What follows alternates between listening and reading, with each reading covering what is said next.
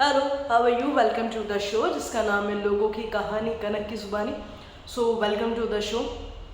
आज की कहानी जो है ना वो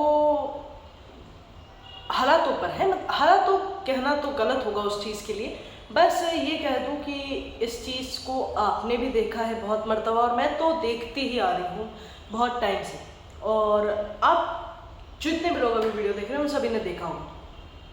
अच्छा, इस कहानी या इस घटना को हम एक कहानी के रूप में ले लेते हैं। तो एक प्रिया नाम की महिला रहती है, एक लेडीज रहती है। वो बहुत बड़े घर में रहती है और बहुत अच्छी लेडीज रहती है, बहुत अच्छा उनका नेचर रहता है, बाय नेचर बहुत अच्छी रहती है। उनके हस्बैंड जो रहते हैं वो बिजनेसमैन रहते हैं, ठीक है।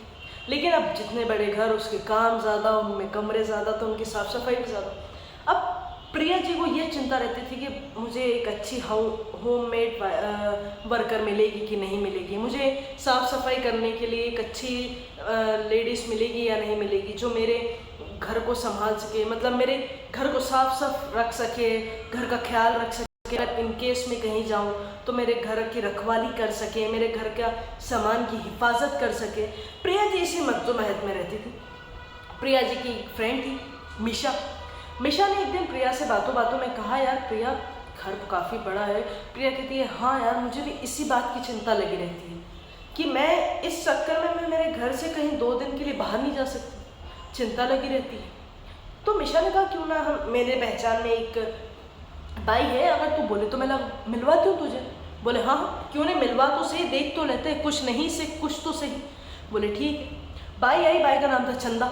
अब चंदा आई, सुलझी हुई सी लड़की, जवान थी, सुलझी हुई सी लड़की लग रही थी, बहुत अच्छे नेचर की थी, साफ सफाई से आई हुई थी, बाय नेचर वो आई। वो जब प्रिया जी के घर में आई तो प्रिया जी ने देखा तो प्रिया जी को ठीक लगी बाई की साफ सफाई से है, सब कुछ अच्छा है, बाई अच्छी तरह से मेरे घर को रखवाली कर सकती है। अब उसने ये सोचा कि इतना बड़ा घर है, अगर यहाँ मुझे काम मिल जाएगा तो मेरी जो मेरी दिनचर्या है, जो मेरी ज़िंदगी है, वो शायद थोड़ी सी कुछ से कुछ बेहतर हो जाएगी। तो दोनों के मन में चल एक थॉट रहा था वैसे तो, कहानी आगे बढ़ाते। तो उन्होंने ये कहा, अब ठीक है। अब प्रिया जी ने कहा कि घर देख लीजिए आप, इतना बड़ा घर है, साफ सफाई, और कभी कभार शायद आपको रखवाली के लिए या रुकवाई के लिए आना पड़े।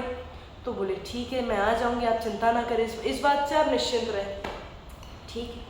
अब प्रिया जी ने कहा कि मैं आपको 2000 रुपये पर मंथ दूंगी, इससे ज़्यादा नहीं। तो बोले ठीक है। अब इनके बीच में जो भी लेन देन तय, ठीक है। प्रिया जी बहुत बाय नेचर बहुत अच्छी लेडीज़ थी, बहुत अच्छा उनका व्यवहार था, बहुत अच्छी सी वो लेडीज़ थी। तो उनके घर में कभी भी कोई पार्टी होती थी या कभी भी कोई पूजा होती थी तो उनके घर में खाने के लिए बनता था सामान, या कहीं से मार्केट से भी आ रहा होता है तो बाय नेचर जैसे हम लोग रहते तो उनके घर में अगर बनता था तो वो एक प्लेट अलग से चंदा के लिए लगाती थी। अब अगर अपनी फैमिली मेम्बर्स के साथ के लिए लगाते थे तो वो एक प्लेट चंदा के लिए भी लगाती थी, और चंदा को कहती थी कि चंदा आप भी आओ और आप भी खाओ।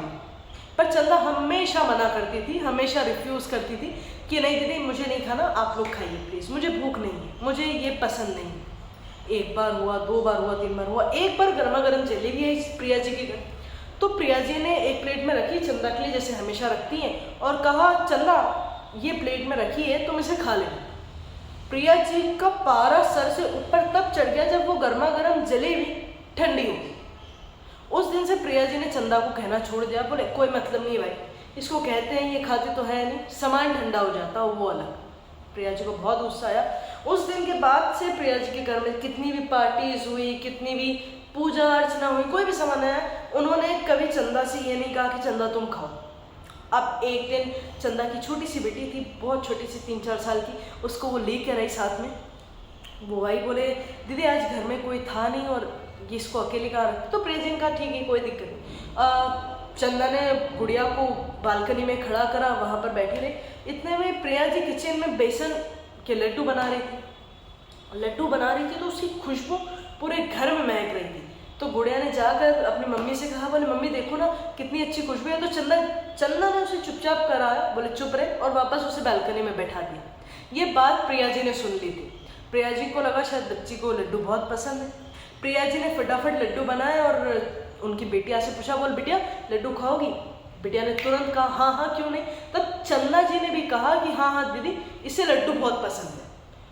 प्रिया जी आश्चर्य में आ गई कि भाई ये हमेशा ना नुकुर करने वाली चंदा आज बिना ना नुकुर नोक टोक के कह रही कि हाँ इसे लड्डू पसंद है। प्रिया जी ने फटाफट लड्डू बनाए और प्लेट में देके उस गुड़िया को दिए। गुड़िया ने खाए। अब प्रिया जी साइड से देख रही थी कि भाई ये खा तो रही है, लेकिन वो जो प्लेट्स में जो थोड़े थोड़े से टुकड़े हैं वो उठा के चंदा भी खा रही है। ये बात देखी, देखते देखते वो प्रिया जी मंद मंद मुस्काने लगी कि चलो, और उनके दिमाग में वो थॉट आ गया। उस दिन के बाद से उन्होंने चंदा जी को सर्व करने का तरीका ही बदल दिया। उन्होंने कोई भी एक प्लेट में या बर्तन में कोई भी सामान अगर बनाती थी तो उसको पैक करती थी और घर दे देती थी कि जाओ तुम्हारी गुड़िया के लिए लेके चले जाना।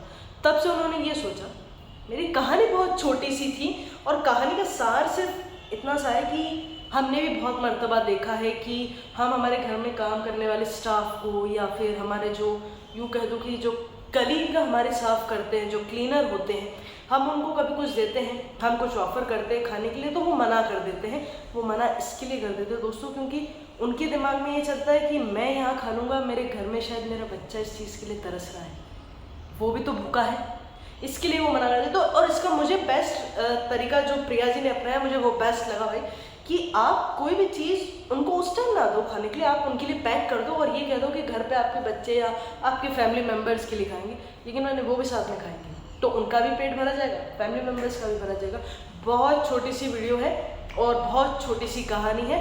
आई hope you all are guys like it and you are doing very well. Okay, so अपना और अपना दोनों का ख्याल रखिए। Bye bye, take care.